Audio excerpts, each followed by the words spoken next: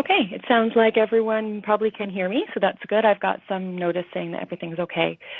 So just to kind of go over some of the housekeeping, for the most part, we're going to go through the webinar. As I said, my name is Alex Stinson. I'm one of the owners of PROergonomics. You probably hear from me the least. Thanks for my two co-partners that are often picking up my topics for me. But the intent is that if you have any questions, we definitely want to hear them. So please put them into the chat line. I have Julie and Sarah on to hopefully field and screen some of those.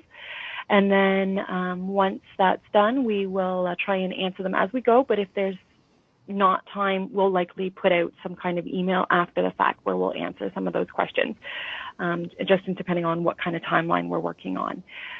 So for those of you that are new to PROergonomics, we are a ergonomics and safety consulting firm, and we have over 35 years of experience under our belt in pretty much any industry I can think of, from mining to municipality to automotive to pharmaceutical. The list goes on, which is a good thing. What it means is that we are able to help our clients work through a lot of their problems because we've seen a lot of different things, and we can relate as well as we can pull from other industries that may be able to help you.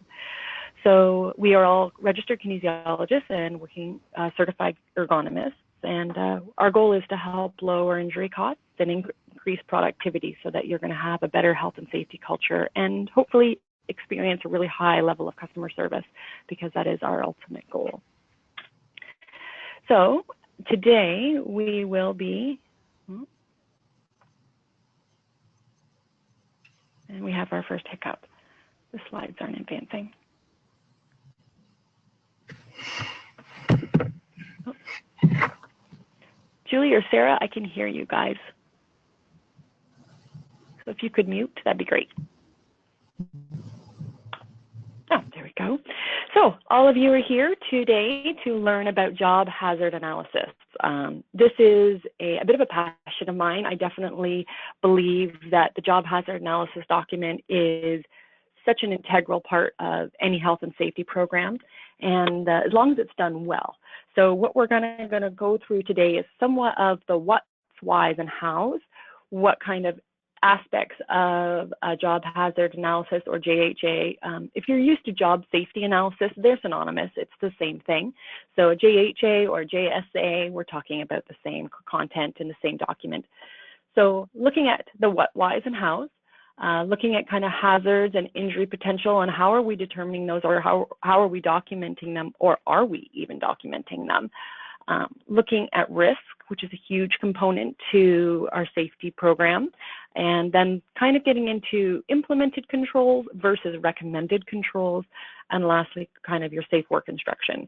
So we'll be using a template that we've developed that's been hugely successful. And one of the reasons we love our template so much is it seems to work across the board. So it doesn't matter if you're an assembly line, it doesn't seem to matter if you're municipality, if your jobs are cyclical or non-cyclical, this document's going to work for both.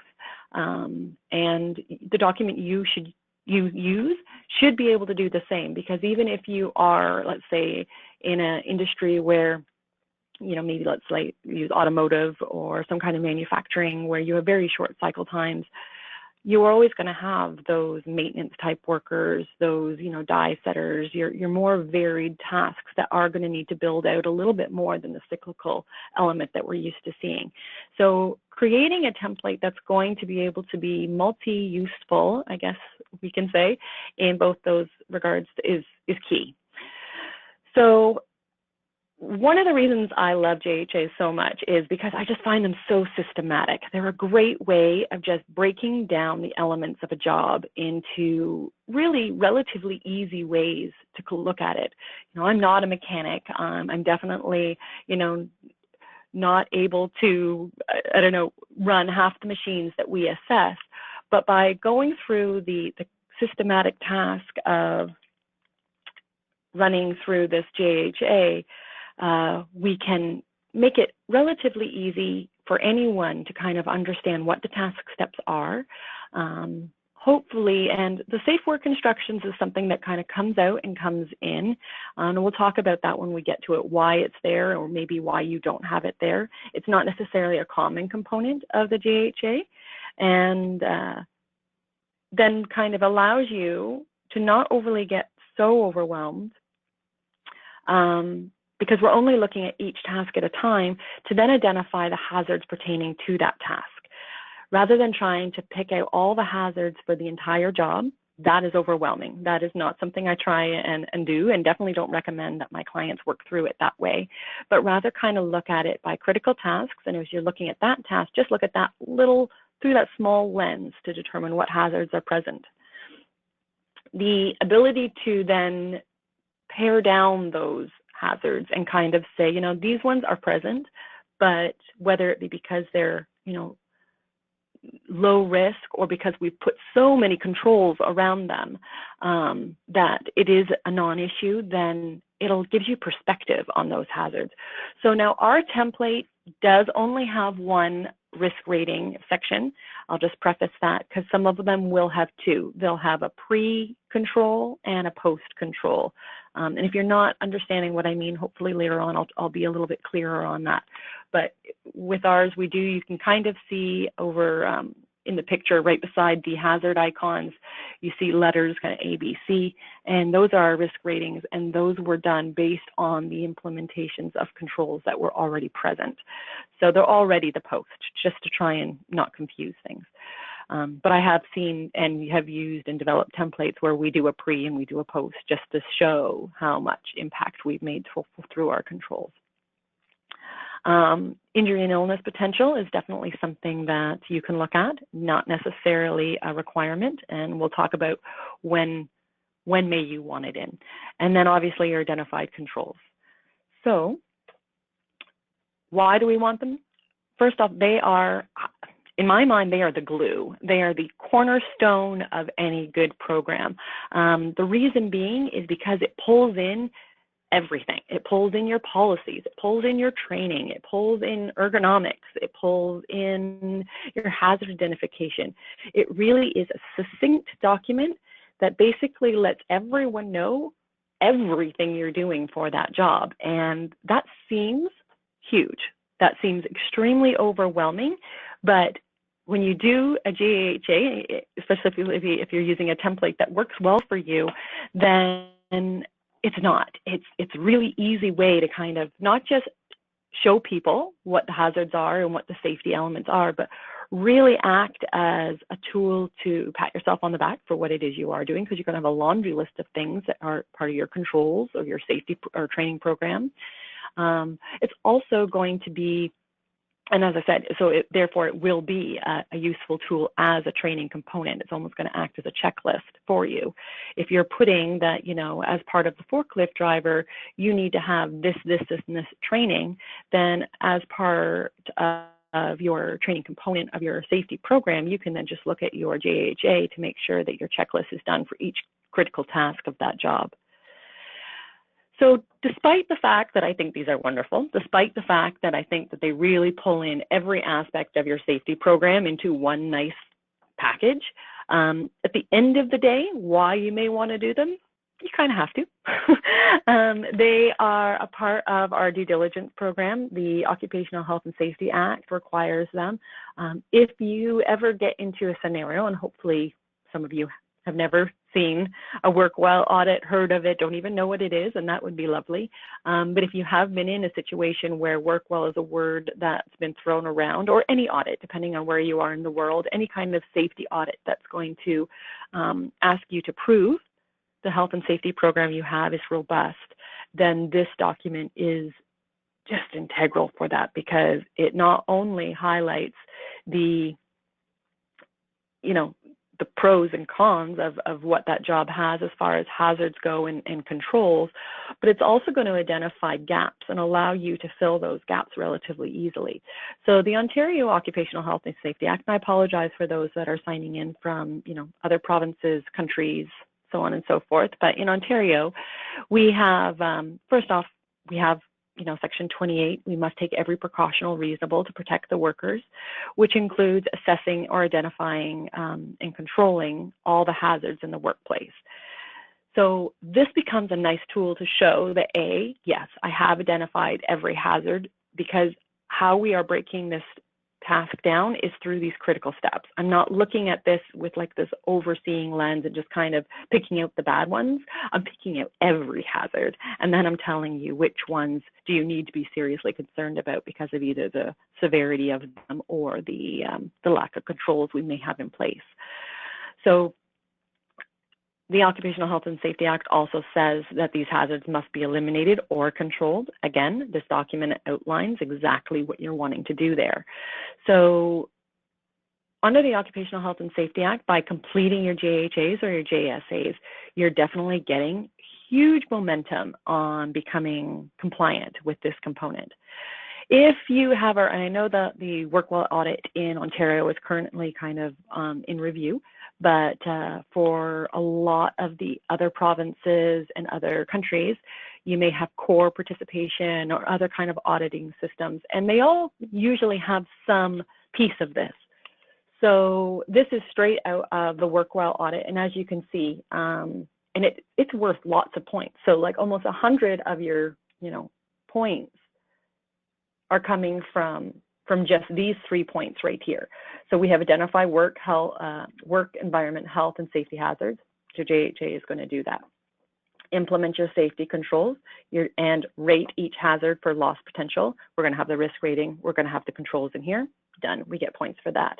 And then our last one is develop and implement a safe operating procedure for every main activity.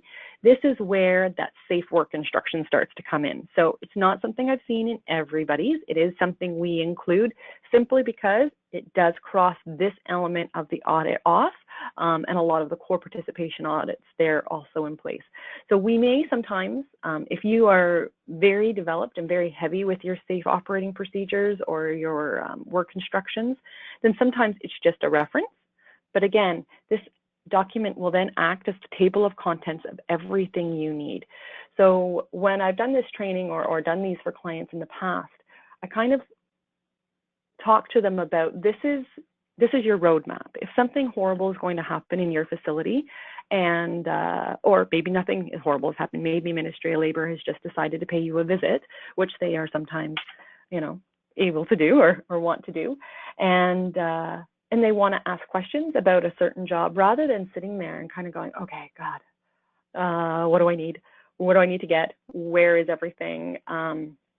This is going to tell you exactly where you are as far as what you need. So if there was a certain, let's say an accident involving a certain step of a process for a die setter, you could go to that specific step and just go and look at all the hazards, look at all the controls, those documents, those training records, those whatever, you're going to want to pull proof of those.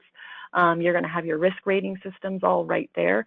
So it really takes some of the confusion that often happens when Administrative Labor walks through the door and allows you to kind of streamline your process, bring anxiety down a little bit, and just follow your job health hazard assessment. Sorry, I'm tripping over my words today. And will allow you to kind of just systematically go through and say, okay, I need to pull this, I need to pull this, I need to pull this, they need documentation of that, I'm going to need copies of this. And you could ask, based on that, you could ask anybody. You could ask the supervisor, you could ask your assistant, your coworker, maybe even a joint health and safety person if you have that kind of relationship with your joint health and safety committee. So it just itemizes things, which in certain stages, we definitely like to have that kind of control. So our purpose kind of comes back to trying to identify hazards and their risk, but keeping in mind that this is also going to act as a huge gap analysis. If you've got a hazard identified and you have not been able to lower the risk ratings to a level that you feel is acceptable, or you feel, more importantly, that the Ministry of Labor would feel is acceptable, then you know you have a gap. That's something that we can highlight and put on our to-do list and have that as an action plan, so that we either A, need to put a control in because there aren't any currently present, or revisit the control that currently is in place so that we can make a higher impact on our risk rating to drop that risk even further. So great continuous improvement piece as far as that's concerned. As soon as we have that hazard identified and we're not happy with that risk rating, then we start reassessing our controls and how can we change and manipulate those or overdevelop them so that we're able to lower that risk. We then have, as I said earlier, the safety training documentation. It's going to make sure that for each task that there's different training. You know, I don't necessarily, if you have a job that maybe I'm integrated into slowly, it's something I train into slowly, it's often, I've seen certain elements of specifically the hands-on training gets lost because, you know, we need you here now, and sometimes a training element gets dropped. Whereas because of the critical task steps and because of we're listing each of the training elements that are coming up per critical task, it makes it really easy for us to kind of identify that. And if you're using your JHA as part of your new hire orientation plan, which is something I always recommend for my clients, the employee will also be aware that, oh, wait, we haven't done this before. I've never seen this before. And it says here that I'm supposed to have, you know, lockout, tagout training, and I haven't done that yet, that kind of thing. So definitely try to see where you could implement this as far as not only as a gap analysis, but also as, you know, a communication piece really between you and your employees so that we're all kind of part of that internal responsibility system where I've now told you our goal is to do here, you know, do all of this, but you're part of the health and safety program and other people may try and pull or tug an employee in different directions where they're really maybe not able to at that time. So looking at this program as something that's going to be really inclusive to all levels of your organization to bring everyone on the same page. Because if you were to try and describe in, you know, in a very short, succinct way what it is you as health and safety practitioners do, I'm guessing you're going to be quite glib. I'm guessing the enormity of everything that you handle in a day, you know, is really just defined in, oh, well, you know, I just manage the health and safety program. And that's great. But that doesn't necessarily allow some of the other people who have no understanding or very little understanding of what that encompasses to kind of also become glib with health and safety. And this document, specifically once you get them done for every job, really makes it very, very apparent how broad and how encompassing health and safety really is, because we're going to talk about all different kinds of hazards and all different kinds of controls and what the risk is to everyone at that time. So we're going to then kind of go into the how. So the first thing what we need to do, you need to just get a job list. This is something that you do need from a Occupational Health and Safety Act, CORE, WorkWell, whatever auditing system you're being subjected to. You do need these for every job. That's the way you get points. With the current, or the past anyways, WorkWell audit, the scoring system was that if you missed one job, then you would got no points. So if you had almost all of your work done, but let's say you missed the office staff, you didn't do a job hazard analysis for your office staff, then those 30 points or those 90 points would not be awarded because you would not have had documentation for all workers in the workplace. So definitely first start a list. Make sure your list is comprehensive. It's going to be, you know, every aspect of your work process, and look at trying to start there so that you can then start looking at maybe job descriptions as you go through each one. If you have standard operating procedures, this is a great time to start organizing them and getting them kind of in order, because we're going to want to know, for instance, if forklift driving is part of your work process, then what's the operating procedure for that? Or if, let's say, drawing a blank here on, or even, you know, things like, you know, using the photocopier. Is there a standard operating procedure there? I mean, it may not be. You may not need something that detailed. It depends on where your hazards all are. Everything kind of comes into perspective depending on what it is you do as an organization.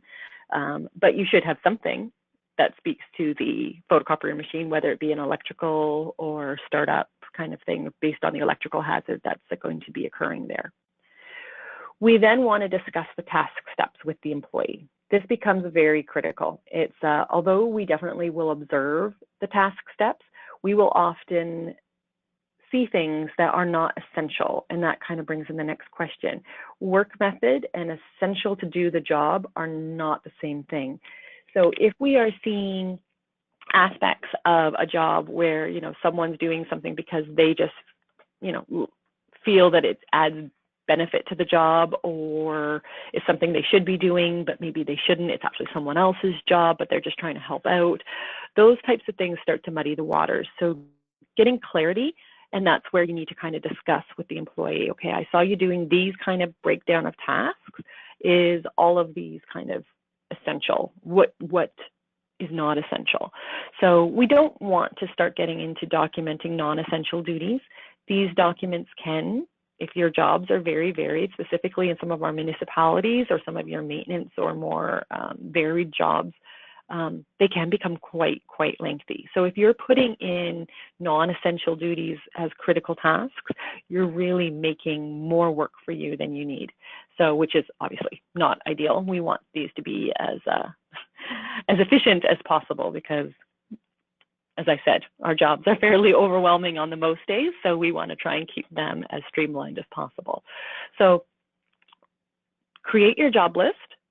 Try and make sure as you're going through each job that we have some kind of job description. We have kind of a list of standard operating procedures that would apply to this job, and then we discuss what's you know, required of the employee, what's essential, what's not essential. So this is kind of what ours would look like. So for instance, we have kind of over on the far left, where it says driving vehicles in and out of shop for maintenance.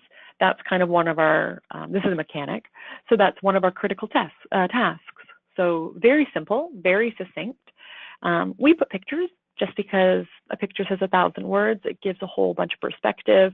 If I'm coming in, one thing I find that a lot of my clients do, they carry so much weight on their personal shoulders. So they do have excellent programs. But my question is to them, and my question is to you right now, does your program live if you leave? Are you that lone person kind of waving the white flag for health and safety? And if the answer is, yeah, no, it's pretty systemic throughout and everyone can kind of pick up, then that's great.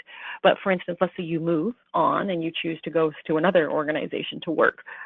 How is the person stepping into your shoes going to be able to fill them? And in reading these documents, putting a picture in there for a job that maybe is happening on the other side of your municipality, and they haven't had a chance to see it yet, is going to give that person a ton of perspective. It's also going to give ministerial labor a ton of perspective on what is happening with that job, what the environment looks like, just kind of a brief snapshot as to for each critical task. And I mean, you can put, there's times where we have more than one picture in that element, but driving vehicles in and out of a shop is fairly straightforward. So we just have the one picture there. For this one, we actually have it listed as infrequent and frequent tasks. So yes, they're essential duty, but sometimes they may only happen once a year. So again, it gives perspective on that. So we kind of have showed that this is an infrequent essential duty. So that category, definitely something that's not in all JHAs, but something you may want to consider if you have a job that's a lot of work that's very varied and you have things that only happen once in a blue moon. And then we have the safe work instruction. So this is that last component of the work well audit. Again, often seen in a lot of your in your audit kind of processes, depending where it is you are. And it's looking at providing safe work instruction. So if you don't have a huge amount of safe work instructions or safe operating procedures or those kind of subsequent documentations, then this is an opportunity for you to kind of put it in here and have it referenced here. If you do, so a lot of my clients have binders and binders and binders of safe work instructions already done up. So let's not reinvent the wheel. This is an opportunity then now to list out what safe operating materials are required for them to do this job. So in a new hire orientation, if you're required to drive vehicles in and out of a shop, then you are required to at least review and read and kind of sign off on the list of SOPs or SWIs that you have for the safe work instruction component. But that way you know you've got the how. How are you supposed to do it safely? Because some of the times we have standard operating procedures, and they're wonderful, but I've seen a lot that do not reference safety in those. And so some of these things seem obvious, but well, we're all in health and safety in some capacity, I think, or HR, so you may, you definitely probably feed over into the health and safety world, in which case you know that sometimes the most obvious thing that you would think does not need to be said, you realize pretty quickly that it does. So make sure that those gaps in your standard operating procedures that are really maybe more production felt have more safety by bringing some of that into here. So you could, for instance, if there is gaps where they're not speaking to safety, you could put them in the standard operating procedure for sure, which may require a review depending on where you are. That may be an extensive process that needs to go through multiple hoops and ladders to get signed off on. So you may not want to do that. For instance, in your municipalities, things that have to get sign off from the chamber, you know, and that's going to take several months. Or let's say there's, you know, pharmaceutical or GMP processes where there's validation involved to change a document. You know, you may not want to change that document. You may just want to list the standard operating procedure that you have and then bullet the safe work expectations underneath that so that you cover off both without creating a whole mess of extra stuff to do. So identify your tasks and definitely look at doing your safe work instructions. Again, it's not something that's required as per the Occupational Health and Safety Act per se, but it is if you become a part of any kind of safety audit process. Some of the common areas where I find people get frustrated, get overwhelmed, where the system becomes less systematic and more of a headache is some of these areas where we're getting too detailed in our critical task breakdown. So we are literally, our critical tasks are almost our safe work instructions. And that's going to make this document that should be, you know, depending on how cyclical or how, you know, expansive the job is, could be, you know, 3 to 4 pages. A more excessive job could maybe be up to 10. So if you are getting too detailed, then we're looking at a 30 to, you know, 50-page document, and that's going to be arduous for you to go through for every job. So make sure that you are very succinct. You know, we have things like bring trucks into shop bay, maintain trucks, preventative maintenance on trucks. You know, those are kind of the critical tasks, like really broad kind of statements that are just going to allow you to just look at one aspect rather than trying to look at everything all at once, but not so micromanaged that you're creating a document that's just going to consume you. You generally don't want to be, you know, too, on the other side of that coin, you don't want to be too general. So general that your basic steps are just not even distinguishable. Like, I'm trying to think of an example. Usually I don't have as much of a problem on that one, but let's say, you know what, I am drawing a blank. I should have had one written down. If I think of one, I'll come back to it. But just making it just so basically you have 1 or 2 critical steps. Most jobs, even if you are looking for something fairly cyclical, is going to have maybe, I would say, at least 5, if not more.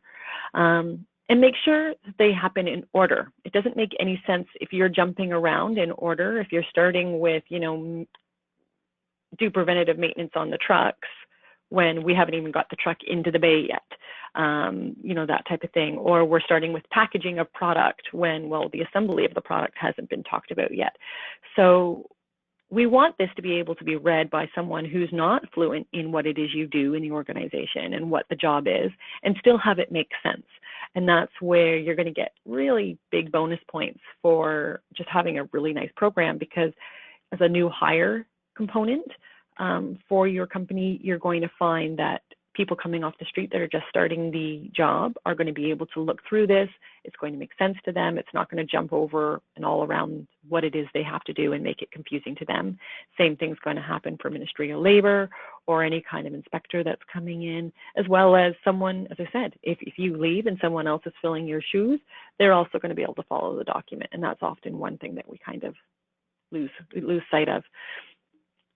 Your critical tasks should start with an action word. So it makes it way less wordy, makes it way more, condensed as far as what it is we're having to write and what it is we're having to, read. So drive, remove, lift, inspect, file, input, anything of those type of, action type words are going to help just be really tight in your wording as far as trying to keep it to the base minimum. And then coming back into your essential versus your non-essential, again, coming into trying to make this as efficient and succinct as possible.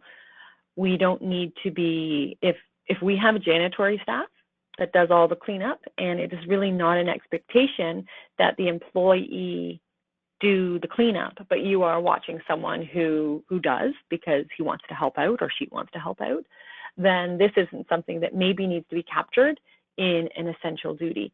It's not to say that you couldn't have some kind of dialogue or comment box at the bottom of your template whereby you can say, operators may assist in cleanup, and then refer them to the facilities kind of JHA that you've done, so that you're not having to put all that information in this JHA, but you could then reference others.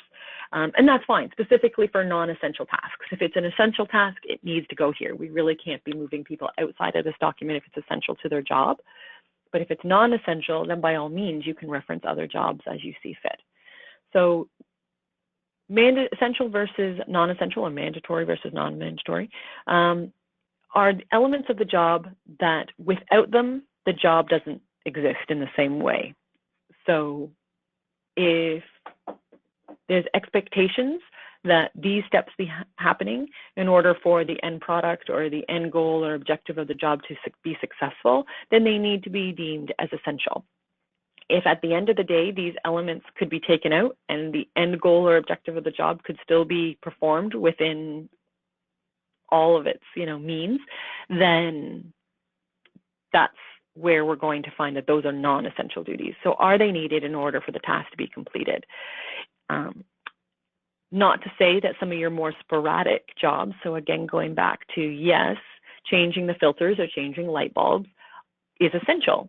However, it doesn't happen every day. So that's where we kind of got into in that one template that I just showed you, that we actually highlighted some of those so that we knew to ask, we knew to assess them, but we also put kind of a filter on them saying that, okay, this doesn't happen every day. So either I need to wait for it to happen, or I need to mock it up, or I need something to happen that's somewhat different to allow me to assess it. So that becomes your infrequent tasks that maybe aren't being performed on a regular basis. Okay. So your safe work instructions can be as detailed as you want.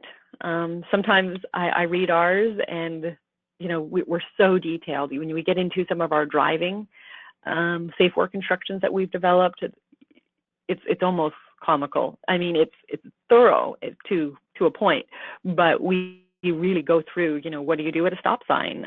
What do you do at a light? How are you indicating, all of some of these things. So it really becomes, ours anyways, becomes very, very detailed in that respect. When we're looking at the purpose, always come back to the purpose of this is the safe work instruction. So we don't need to be technical on the process of the task that does not revolve around safety. The goal of this is to highlight and make obvious what is, what is the expectation of, and something's wrong. What is the expectation for safe work instructions? And this becomes an interesting conversation. And if you talk to the people on your floor, what they deem as being safe work methods and what you deem as being safe work methods can be very different depending on the culture of your organization. So make it clear. If there's an expectation that they lift a certain way, if they use a piece of equipment, my favorite is seeing lift assist equipment on the floor that is not being used. And they're like, oh, well, you know, so-and-so didn't use it, so I just don't use it. And I don't really even know how to use it. So that would be a component of your JHA that would kind of go through there is, yes, the expectation is to use this as part of the process. This is how you use it and how you use it safely. So a lot of these things may seem redundant to you, but for those of us that don't constantly look through a safety lens, they're not. They really aren't. I'm always surprised and a little bit in awe of how little of safety other people see. It is common sense, but unless, you know, they're looking at it the right way, it doesn't seem to be obvious to a lot of people. So make it obvious. Things like how to adjust your steering wheel in your car, that you should be doing that, adjusting your mirrors if you're driving. So go through here, look at what are the safe elements that you expect to be happening and make sure they're documented. Because if you're not saying them, chances are no one else is either. So making sure we have things like your job-specific movement techniques, your posture, adjusting equipment, using lifting techniques, and a lot of times you can cheat, which is nice. You can actually use any kind of equipment manuals. I would say probably page 3 or 5 is going to be your safety warnings on any piece of equipment you use. And we often, I definitely do not know the safe work method on an impact drill. So I would go to that impact drill's manual and I would literally copy and paste that content out so that we are I'm not mixing and giving instruction that isn't different from the directions that the organization or manufacturer of that equipment is providing. That's kind of a no-no. We don't want to be conflicting on that because, again, if administrative labor comes in, they're going to ask for that manual. They're going to flip directly to those pages and they're going to see if those things have happened. And if you've muddied the waters by taking some out, putting some in, changing wording, I literally would recommend that you copy and paste those so that there's just no ambiguity there and it's very crystal clear what the expectation is with some of your equipment, specifically if you know there's a high risk of injury for them. So cheat. Take your safe work instructions right out of other materials that you're using. So someone else has done the work for you. Now it's just a matter of how are we going to use it? So my question, I guess, right now is, where are you at? Do you have your JHAs? Are you kind of working through them? Are you happy with the ones that you have done, if you do have them done? So this is kind of a time where I would really recommend that, while I kind of now hopefully have maybe lit a fire under some of you as far as JHAs go, you kind of go back and review what you have. If you don't have any, that's fine. Actually, we will be making an offer, as we often will do in our webinars.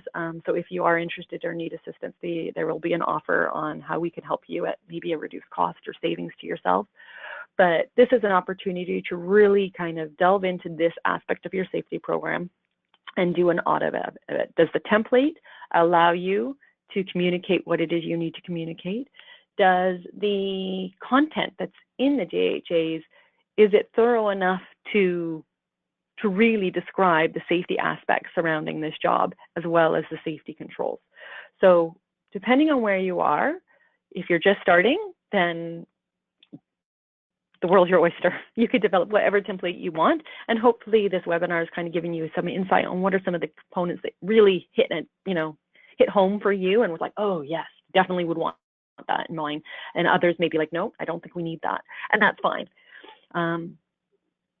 Always be mindful of the legislation in your area, and you definitely don't want to create a document that's going to not cover off your legislative requirements, because that means you've got to create it somewhere else. And that is the beauty of a JHA, is it pulls everything into one document. So if at the end of the day, you have some kind of inspector walk in through your doors and the only document you have readily available, because their surprise visit is the JHA, then as I said, it's a roadmap of everything that you would need to pull based on your safe work instructions, your standard operating procedures, your controls, your training documents. It's going to tell you exactly what you need and on what elements you need it for.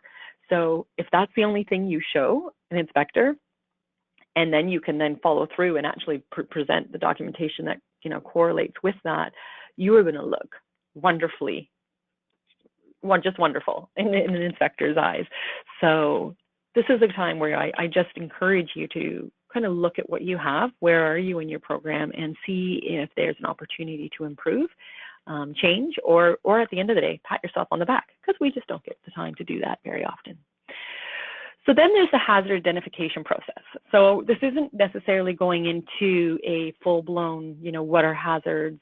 We're all health and safety, HR, we kind of know hazards in its somewhat entirety. So, but we are going to want to make sure that for each critical task, we are being fairly comprehensive. The goal is to list any hazard that they are expected to be experiencing, whether that's physical, chemical, biological, ergonomic, or MSD, you know, electrical, mechanical, any of those things that we're looking at, we need to make sure that we kind of are covering off every group so that we're not missing ones. I'm finding that sometimes my inspectors are being quite nitpicky in that they look for, you know, maybe a low-hanging, not low-hanging, but a low minimal risk type hazard that is present, but maybe not be listed because you kind of just dismiss it because it's so low on the risk rating. It's better to put it down and then document it as having a low risk rather than just leaving it off. So make sure you're very comprehensive in identifying your hazards. It doesn't necessarily mean we need to have a huge list of controls to go with everything. If once we've done our risk assessment, then that's kind of, that gives you your next step on the process. If it's high risk, we need more controls. If it's low risk, then we don't need as many controls. Definitely review your accident and injury statistics. If you are finding that, although it does not seem obvious at the outset that this accident and this hazard go together, then our JHA needs to represent that. If we're constantly seeing accidents of the right shoulder, and it's not really being coming off in the physical or biological or some of the other hazards, then obviously we may be looking at more of a musculoskeletal hazard that's present, and they are often the ones that aren't going to be seen on there. So I'm going to stop on that because I actually have a whole slide on ergonomic hazards, of course, because this is what we do. But they are often the ones that I will see on JHAs or JSAs that are left off, is that ergonomic component, which is with the statistics that we have, Ministry of Labor and any inspectors are usually pretty hot on those ones because they know that they are so prevalent in most organizations. So your manufacturer's instructions may also list hazards. So again, don't make work for yourselves, just take those right off and put them in, and that way we know that we're being thorough, because the inspectors will weigh heavily on any kind of manual instructions or manuals that you have. So look at what hazards do you have present. So for each critical task, you're going to have a list. For ours, you see we do use icons. However, we don't necessarily use them for every job. We actually only place icons in our templates if it's an A or B, and I'll explain our rationale for that. We didn't feel that if employees were looking at these at a glance, that we wanted to kind of run hazards up the tree and, you know, bellow them from the rooftops if they were low risk. From, you know, taking a glance, what's going to make an impact, what's going to be left in my memory, I need them to remember their high risk hazards.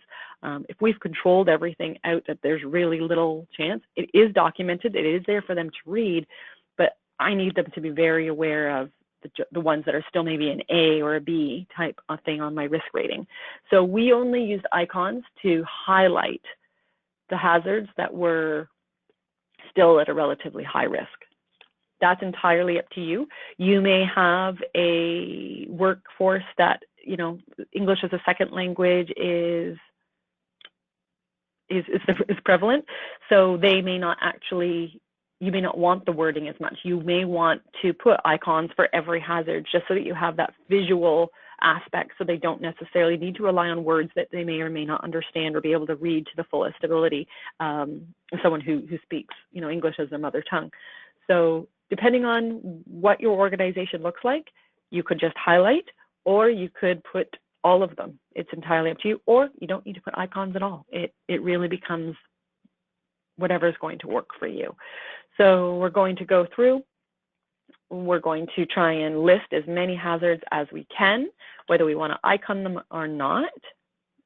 You can get these online. They're fairly easy to come by, but they kind of have run the gambit on, your flammables, your slips, trips, falls, sharps.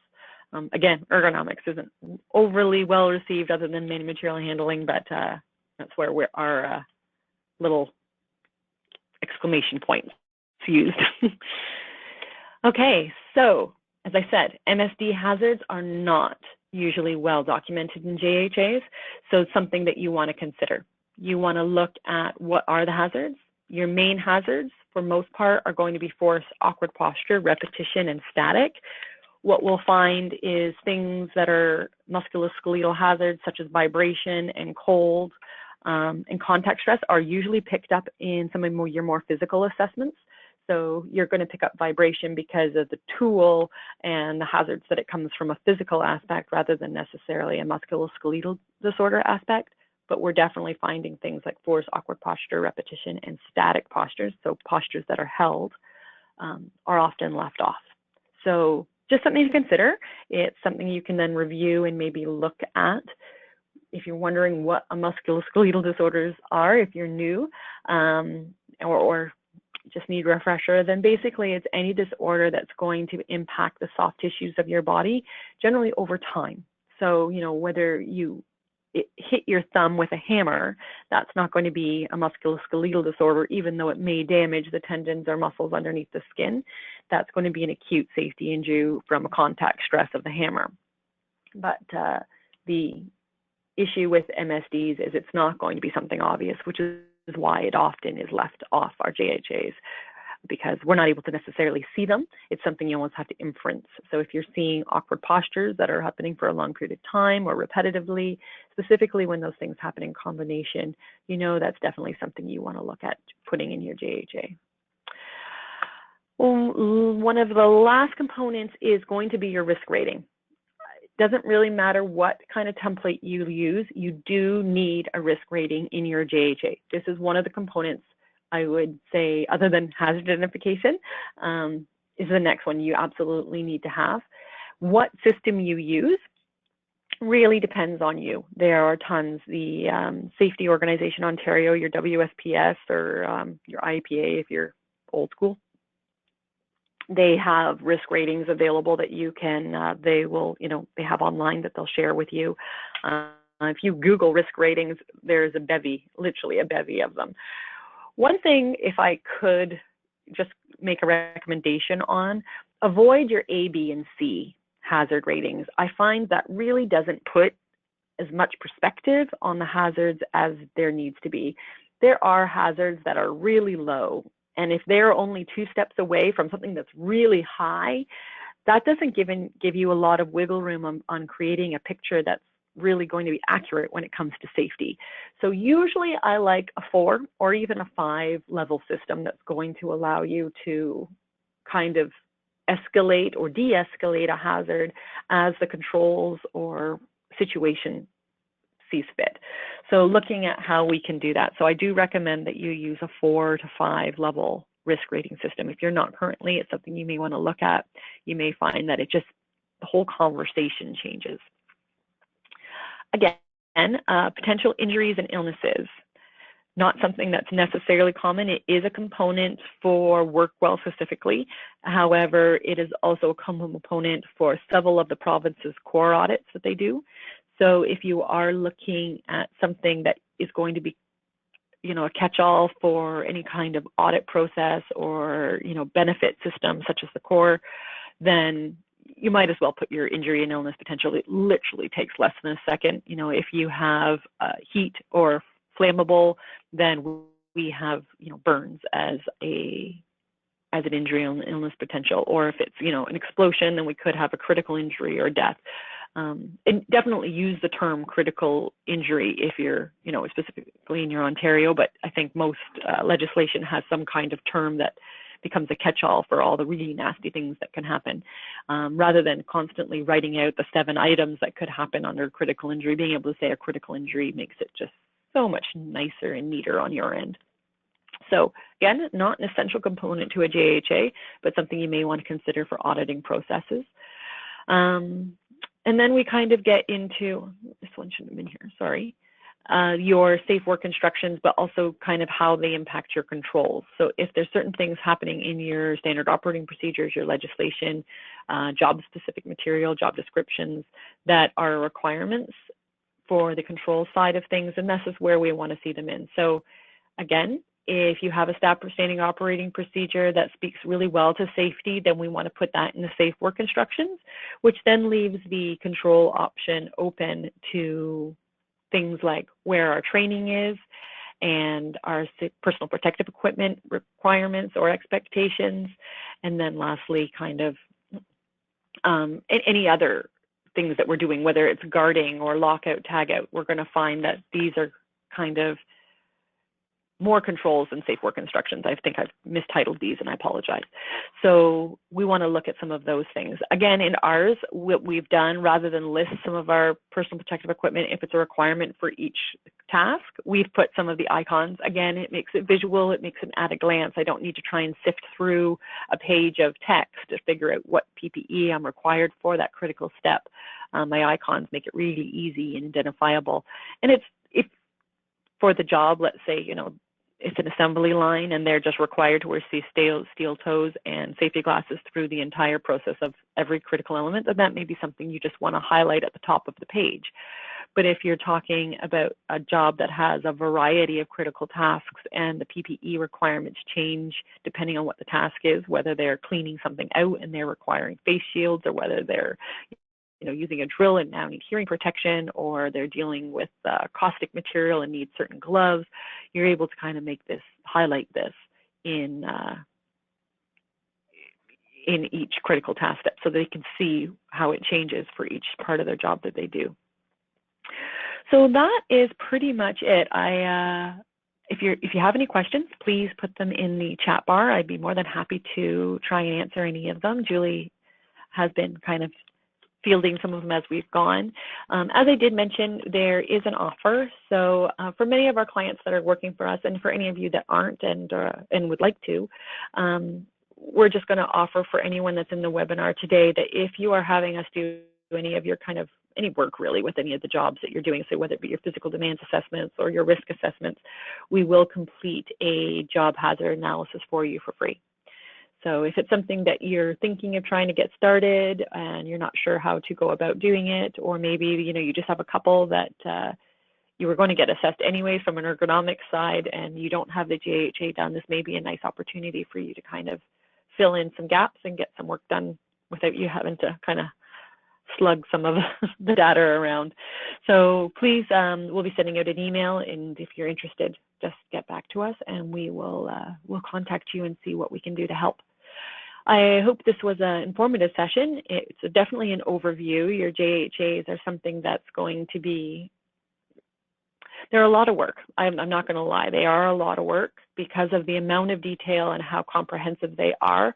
But once they're done, they're easy to update. They become easy to facilitate, and they really are quite key in bringing in, as I said, all the different elements that you have, whether it's training, whether it's policies and procedures, whether it's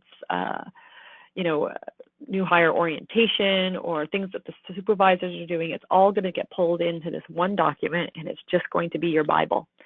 So highly, highly recommend. And if you need any help or assistance, or just have questions that go further than this 60-minute presentation, please just send me an email, and I would be more than happy to discuss it with you and try and help you through your ergonomic JHA woes.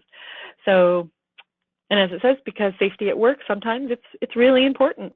And as safety professionals, we definitely all feel that way. Thank you very much, everyone, and I appreciate your time for the last 60 minutes, and I hope you have a wonderful day. And if you're having good weather like we are here right now, I hope you enjoy it, because we've had such few days like this. Take care. Thank you.